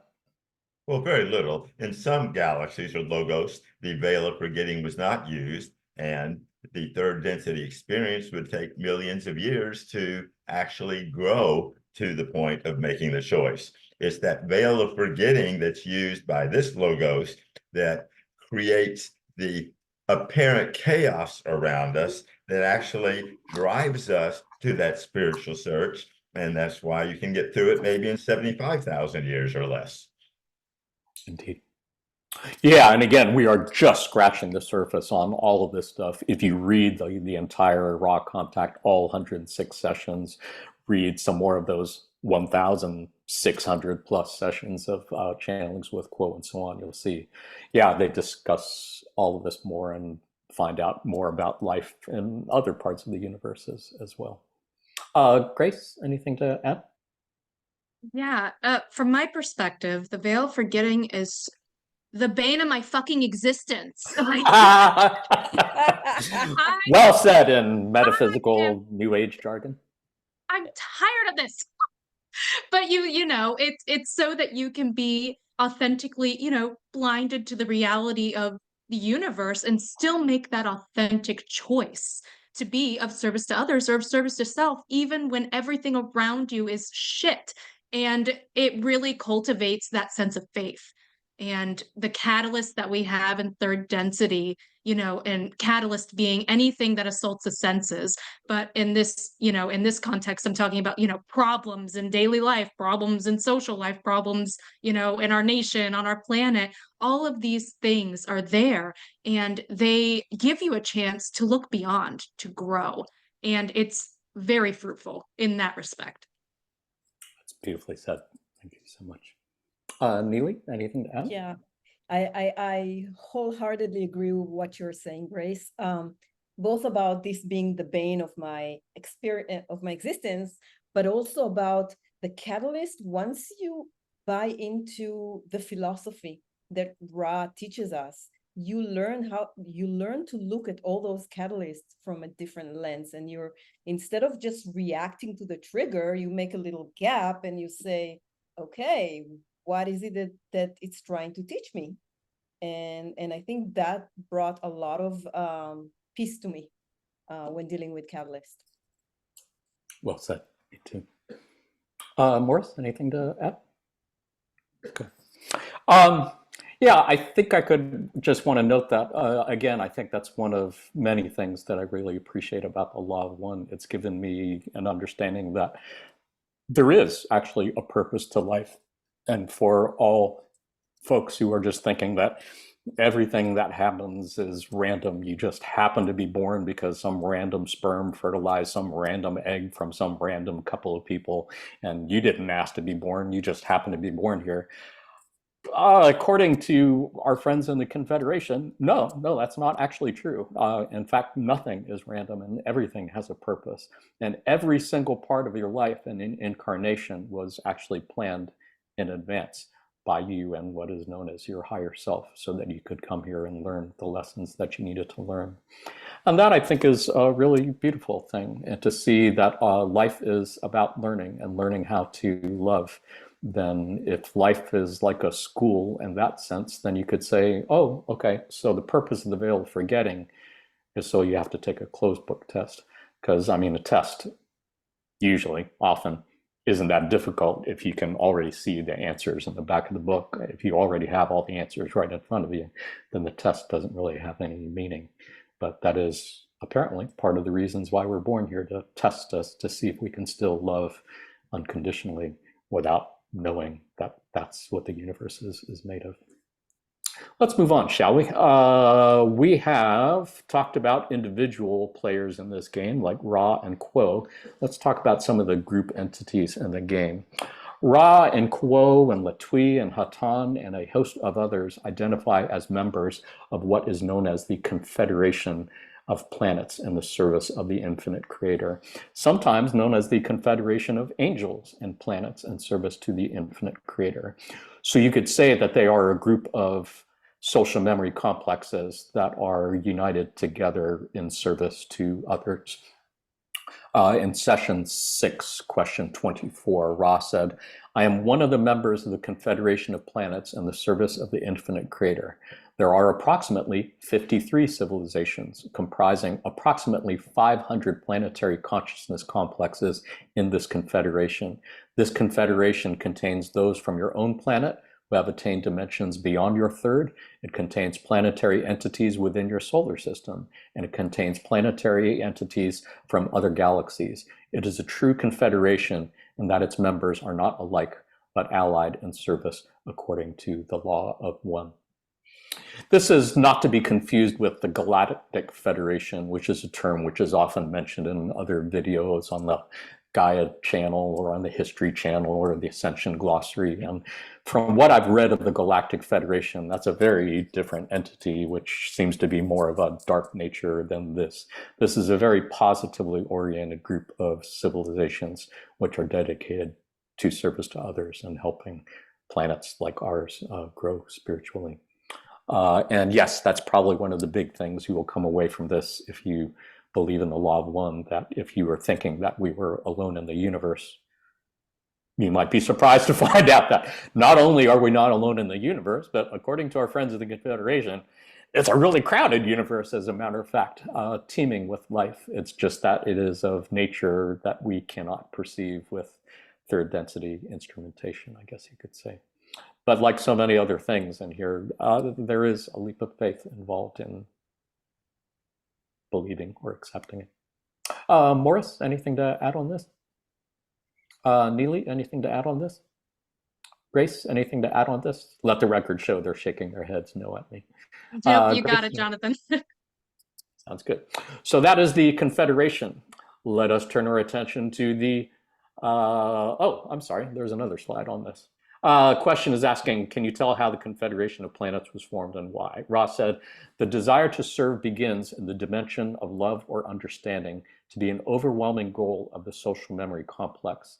Thus, those percentiles of planetary entities, plus approximately 4% more of whose identity we cannot speak, found themselves long, long ago in your time seeking the same thing, service to others. The relationship between these entities as they entered an understanding of other beings, other planetary entities, and other concepts of service was to share and continue together these commonly held goals of service. Thus, each voluntary placed the social memory complex data in what you may consider a central thought complex available to all. This then created a structure whereby each entity could work in its own service while calling upon other understandings needed to enhance the service. This is the cause of the formation and the manner of working of the Confederation. It's almost like a social memory complex where each of the social memory complexes kind of pooled all of their consciousnesses together in order to be of service. They are sometimes referred to as the brothers and sisters of sorrow, or they refer to themselves as brothers and sisters of sorrow, because these entities in particular have reached out to us because they were responding to calls for help. Every time that you yourself have felt yourself extremely distressed and have cried out for help or cried out in pain, these apparently members of Confederation hear those calls and they respond as best as they can without violating free will. Free will is of the paramount importance, and these entities will not do anything without being asked to. They will not help you if you do not ask for help, same as your guardian angels and so on. Anybody, panelists, anything to add on the Confederation? I think I just asked that already. I forgot that I had another passage here. You can tell we really didn't rehearse this presentation today, and I have not memorized my slides. So let's talk about another player in the game, and this is what is referred to as the Orion Empire or the Orion Group. You could say they are the negative counterpart to the Confederation. They are a collection of negatively polarized social memory complexes who are on the service to self path. According to our friends in the Confederation, there's about 1/10 as many of these as those of the positive orientation, and yet they have had and continue to have influence on the history of this planet. In session 8, question 14, the question was, what do the Orion Group have? What's the objective with respect to the conquest of the Orion Group? Ra, I am Ra. As we have said previously, their objective is to locate certain mind-body-spirit complexes which vibrate in resonance with their own vibrational complex, then to enslave the unelite, as you may call those who are not of the Orion vibration. In session 11, questioner asks, what type of information is passed on from the Crusaders to these people? Ra, I am Ra. The Orion group passes on information concerning the law of one with the orientation of service to self. The information can become technical, just as some in the Confederation, in attempts to aid this planet in service to others, have provided what you would call technical information. The technology provided by this group is in the form of various means of control or manipulation of others to serve the self. So yes, as we said, key to the service to self path is recognizing the creator in yourself, but not in any other selves, meaning you have no compunction about controlling, manipulating, or enslaving other entities. So if you think about how this has happened in so many times throughout our planet's history, like including slavery, for example, this would be good examples of that, and continues to this day. If you think about how our societies work in this country and otherwise, you can see that in many ways, yes, people have been enslaved to serve. Our systems seem to be designed to benefit a few very, very wealthy, powerful elites at the top of the hierarchy at the expense of pretty much everybody else. That you could say is a system of enslavement. Panelists, anybody, anything to add on this?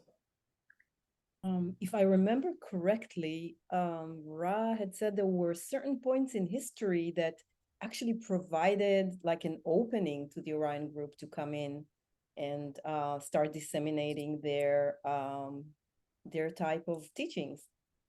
For sure. And I believe one of them was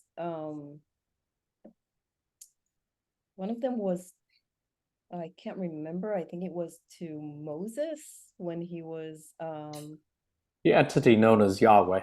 Yes. Yeah, when he was yes. working with the Ten Commandments. Yes. We are going to save that for another episode. Okay. That is one big old can of worms that we're about to open there. Suffice it to say, yes, the Confederation and the Orion Empire do, in fact, have a long history of contact on this planet, going back thousands of years. Yeah, for sure. Yeah. Grace, Morris, anything to add? Yeah, for me, unlike Neely and Morris, who are engineers, I am a social worker. So when I look at this concept, and touching on what you said, Jonathan, a lot, especially in the United States, that's where we're based here. You know, a lot of the systems and structures are set up in a way that it is this service to self ideal where you do have these elites on top, and then you kind of have this pyramid of everyone else, and while you do benefit, you know, you are being exploited within that. And, you know, our systems and structures are set up in a way that is negatively influenced. And I think that a lot of the turmoil that we see in politics and in our policy is a direct result of this new coming forth density, this new understanding, meeting this old paradigm of the systems and structures that were set up in a way to benefit few instead of all. And that was kind of my thought on that. Well said. Extra points for using the word paradigm in our podcast. Well done. Heck yeah. Let's see, a couple other passages maybe worth looking at. Session 11, what do the Crusaders do? Crusaders move in their chariots to conquer planetary mind, body, spirit, social complexes before they can reach the stage of achieving social memory. So yes, you could say a big part of the agenda for Orion Empire is to keep this planet from polarizing towards service to others, and hence doing everything they can to keep people in a perpetual state of fear and paranoia, which may sound familiar to you. Let's see, then we have Crusaders from Orion coming to this planet for mind control purposes. How do they do this? Ra, as all, they follow the law of one, observing free will. Contact is made with those who call. Those then upon the planetary sphere act much as you do to disseminate the attitudes and philosophy of their particular understanding of the law of one, which is service to self. These become the elite. Through these, the attempt begins to create a condition whereby the remainder of the planetary entities are enslaved by their own free will. Yeah, that resonates for sure. But yes, you could say a big difference again between service to others, service to self path is the service to others path is about treating all equally, treating all as creators and helping all achieve their full potential. Service to self is really about hierarchical structures and about whoever is at the top of the power pyramid enslaving those who are beneath the chain. I think that was the last slide I had. Any panelists, anything to add on Orion before we wrap things up? Terrific set of slides you've created. Much appreciated. Really enjoyed it. So the question is, where do we go from here?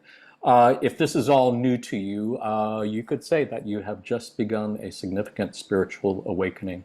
We will definitely have more podcasts on all of these topics in the future. We will post them on our YouTube channel. Feel free to go to that YouTube channel to get notifications of it. Hit the subscribe button. And probably most importantly, remember, you are not alone. Find and connect with like-minded seekers, wanderers. Go back to that LNL Facebook page I showed at the very beginning. Hit that connect button. Find out study groups that you can join that meet in person, meet online, join Facebook groups, join Reddit groups. There are many, many different groups of people dedicated to learning about the law of one. Otherwise, for now, I do have a couple of passages to leave you with that hopefully will give you a little bit of hope and inspiration. In session 10, the questioner asked, for general development of the reader of this book, could you state some of the practices or exercises to perform to produce an acceleration towards the law of one? Ra said, I am Ra. Exercise 1.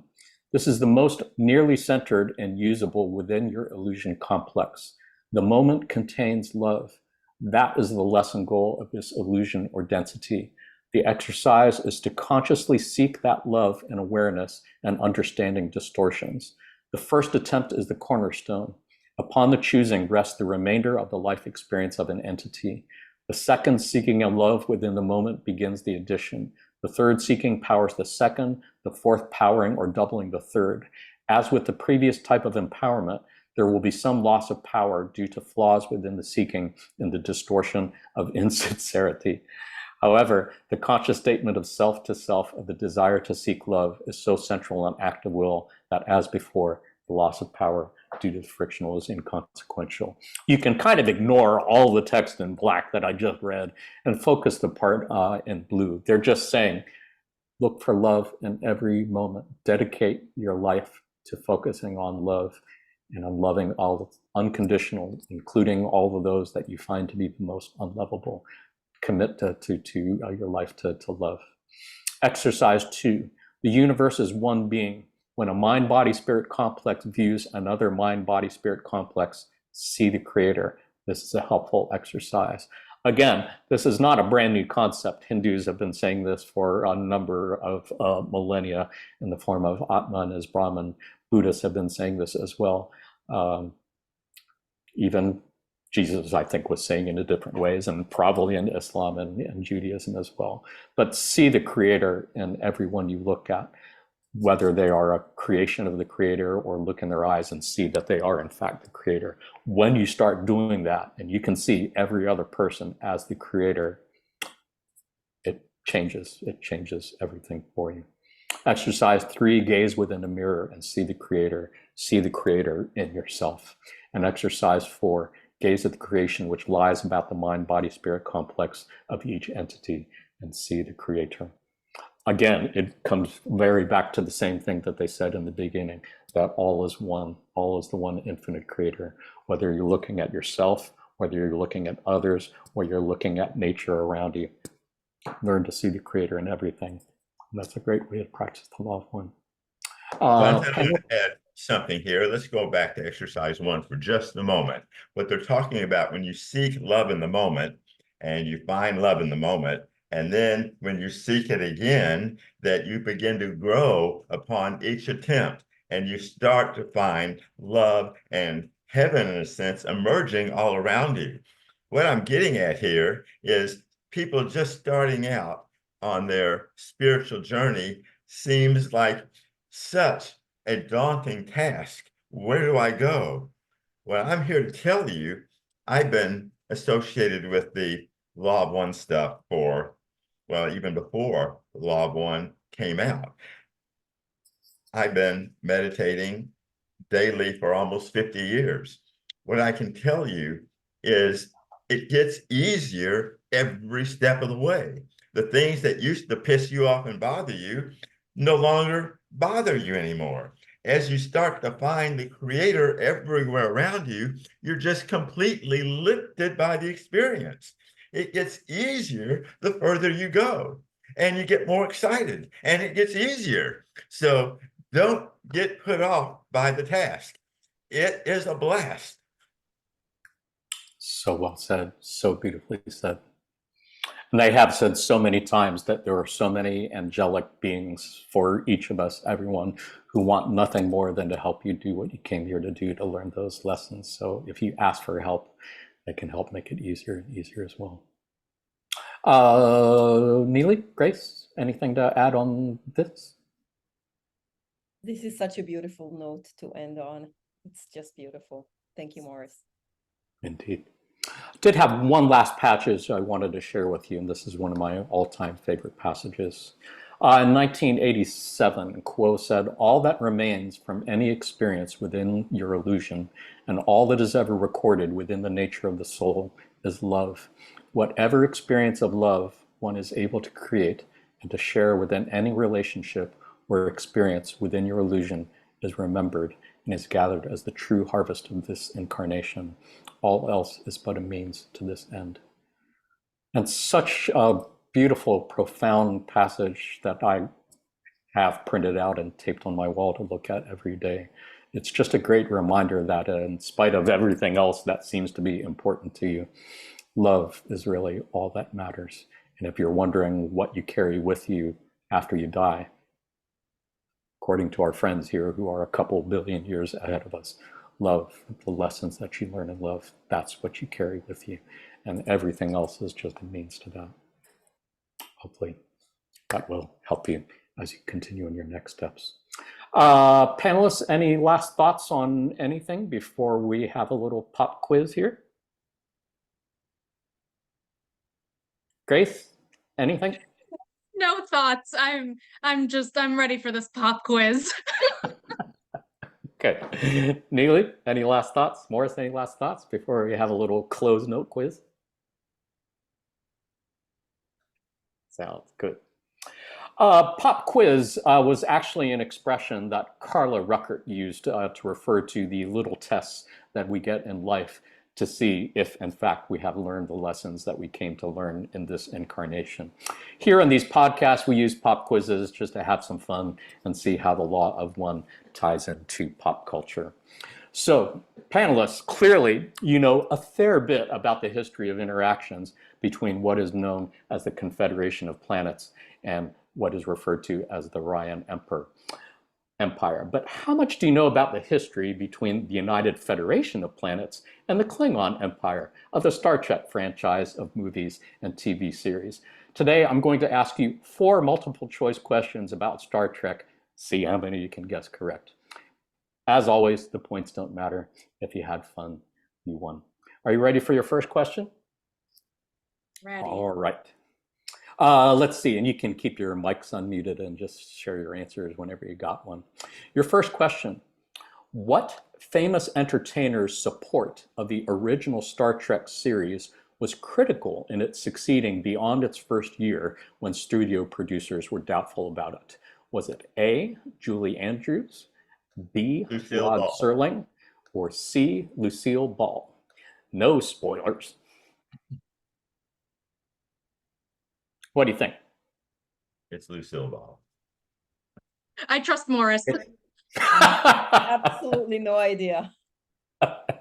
Morris, next time, hold off a little bit till we get to all the answers and let other people guess. But indeed, yeah, the correct answer is Lucille Ball, the famous star and creator of the I Love Lucy series that ran for 6 seasons, by the end of which she had enough money that she and her husband, Desi Arnaz, created a studio called Desilu Studios, to which Roddenberry pitched the idea for Star Trek. Lucille Ball supported it, even though other board members resisted it at some point. There was a studio accountant named Edwin Hawley who was on record as saying, if it were not for Lucy, there would be no Star Trek today. So just out of curiosity, panelists, how many of you have watched Star Trek, any of the series, any of the movies? I see all 3 hands up. Any favorites, Neely? The Next Generation and the first one, the original one. Nice. Grace, any favorite? My dad actually had a Star Trek collection, which he sold recently. I'm so sad, but while I didn't personally watch it, he always had it on, and my memory is of the Next Generation. Nice. Morris? Oh, just a little bit of trivia. Don Elkins talked with. Hang on, save that. I was going to save that for the last Never. question. Hold Okay. on. For that. Nothing Go ahead. there. Do you have any favorite Star Next Trek Generation movies or was TV the series? best of the series. Nice.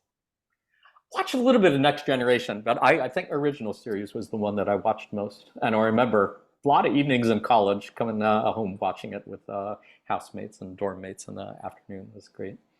And the movies are great. Love the whale one. Love the First Contact one. Let's try another question. How about this one?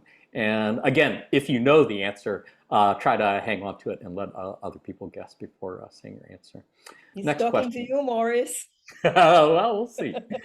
What is the Star Trek starship in Star Trek Discovery powered by? Is it A, spore drive, B, quantum drive, or C, infinity drive?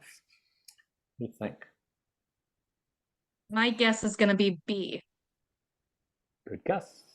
Neely? It's not A for sure. Either B or C. I would go with B. It's definitely A. No way.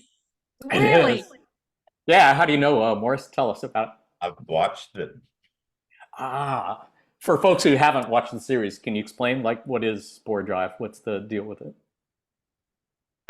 In a sense, you imagine fungi having this connection through a whole forest, through the root systems to cover, and one aspen tree is connected with the whole mountainside of aspen trees through this fungus network. Well, spore drive operates through the universe the same way. Indeed. And do you know the name of the person in the series who invented it? I cannot remember the character's name. The name of the character is Paul Stamets, and it is named after an actual person named Paul Stamets, who works around Olympia, Washington. He is one of the world's foremost experts on mycology, on fungi, has done amazing research on fungi. There's a series on Netflix called Fantastic Fungi. Anybody who's at all interested in both the psychedelic aspects and the medicinal and non-psychedelic aspects of fungi. Fascinating series. He's a fascinating person with great stories to tell. It's on Netflix. It's called Fantastic Fungi. Let's try next question, shall we? How many Star Trek movies have had time travel as a central plot element? Is it A, 3, B, 4, or C, 5? What do you think, Grace? B's looking pretty good again. Neely? I'm gonna go with 3. Nice. I'll go with 5. I'm not sure. Very good. Hey, that's a split decision. The correct answer, as far as I can tell, is B, 4 movies. In the voyage home, Captain Kirk and the crew had to go back in time to get whales to bring back to their time. In Star Trek Generations, that's where Captains Picard and Kirk found themselves in the Nexus, an extra-dimensional realm that exists outside of space-time. Used it to travel back to stop a villain from destroying a planet. First Contact was where the crew of the Enterprise go back in time to help Zephram Cochrane, inventor of the warp drive, fulfill his destiny while fighting Borg at the same time.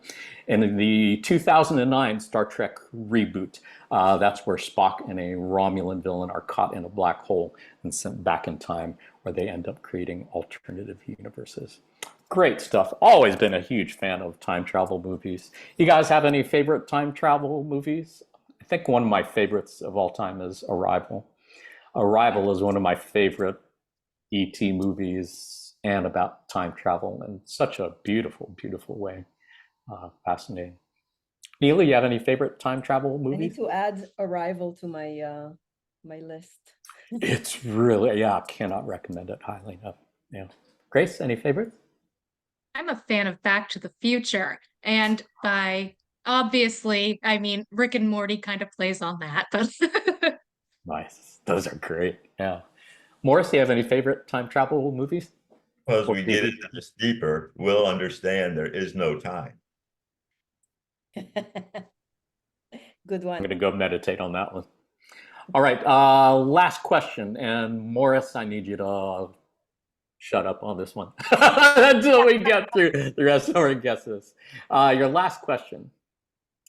Star Trek creator Gene Roddenberry was recorded as an active participant in channelings of the Council of Nine by which instrument?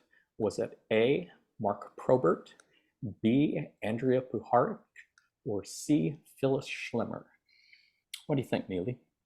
I think B. I think Andrea was mentioned in the channelings of Ra. Good guess. Grace? I'm gonna go with B as well. I just read Puharich's book, Uri Geller, where they mention the Council of Nine, so I'm thinking maybe that's it. Nice. And yes, should probably pause at this point just to note that the Council of Nine is something that's mentioned in the Raw Contact and several channeling sessions as well. It appears to be a group of entities that are in the inner planes, the metaphysical planes of this planet Earth, and they kind of serve as guardians for this planet, meaning that any entities not of this planet who want to do anything involving this planet actually have to get permission from the council in order to do it. And even wanderers, whoever is a wanderer on this planet apparently had to go before the council before incarnating in order to get their permission to come down from 6th, 5th, or 4th density to incarnate on 3rd density. Morris, what do you think? Well, it's B. And Don was friends of Andrea Puharich and Uri Geller. And somewhere along the way, I'll share a really interesting story. Indeed. I believe the correct answer is actually C. It is true, Mark Probert and Andrea Puharich are actually mentioned by Ra as two entities who provided semi-undistorted channelings of the Council of Nine. Mark Probert by himself. Andrea Puharich was not the actual instrument, did not actually do the channeling, but he worked in partnership with a number of different people to channel the council, one of whom was Uri, but later on partnered with Phyllis Schlemmer, who was a medium and a psychic healer out of Florida. And I believe it was the channeling sessions that Andrea Puharich kind of sponsored that Phyllis Schlemmer was actually the instrument in, where they'd actually channel the Council of Nine. There's a book called The Only Planet of Choice. It's available if you Google it up and if you read through it. There's some pretty out there stuff in there for sure, but I think you will find more than a little bit that aligns really nicely with what we learn about in the Law of One. And you will see several passages where Gene Roddenberry is actually asking questions, and you can see the responses. But that was a way that I wanted to lead up to Morris, because I know, Morris, you do actually have a story about how Don met Gene Roddenberry. Is that not true? Yes, Don was feeling like he needed to make a movie to get this word out there about what was going on with all the ETs contacting Earth. He had been a UFOologist, there's researcher for quite some time, and he was an airline pilot for Eastern Airlines, so he was all across the country all the time, and he got to know Gene Roddenberry. And as a man in the movie business, he was talking with Gene about this movie he wanted to create, which basically was the same concepts that Gene Roddenberry put into the Star Trek program about the positive Federation of Planets and the Klingon Empire. So whether Gene got that information from Don or not, he was certainly working with these concepts when Don was dealing with him and trying to get guidance for making the movie that Don wanted to make. And he actually worked and tried to create 2 movies, but didn't have the skill set or the resources to do the kind of movies that Gene Roddenberry was doing. Isn't that fascinating, though, to consider possibilities of what in the Star Trek universe might have actually come from that contact with Don? We're talking about the mid to early 60s here when these conversations were taking place, before Star Trek series came out in 68. The original series. Yeah. Yeah. Yeah, what a great story. Thank you so much for sharing that. We are pretty much at the end of our time. I want to thank everyone who has actually sat through this far. I hope it was not a total waste of time for you. I hope if you found at least a couple of things that piqued your curiosity or resonated with you, that you'll go to the LNL research page or the Law of One info page that I shared with the beginning and learn a little bit more. And again, we will have many more podcasts to come, and we can have this learning and growing adventure together. Panelists, any last thoughts you wanted to share with our viewers before we say goodbye? Neely, any last thoughts? Grace, any last thoughts you want to share with our viewers before we say goodbye? We are all one. Indeed. That's a good one. It is a great one. Morris, any last thoughts you want to share with our viewers before we say goodbye? All right. Well, thank you all for being here. Thank you for helping. It's way more interesting having 4 of us talking than just one of us, so appreciate it. Want to thank you all for being here and for all you've done and continue to do in service to others. For all our friends at LNL Research, I want to thank you for all you've done and continue to do in service to others. For everyone who's watching this on YouTube at some later nexus in space-time and time-space, we love you much and we thank you for all you've done and all you continue to do in service to others. Until next time, in the love and light of the one infinite creator, Adonai, namaste. Love you all.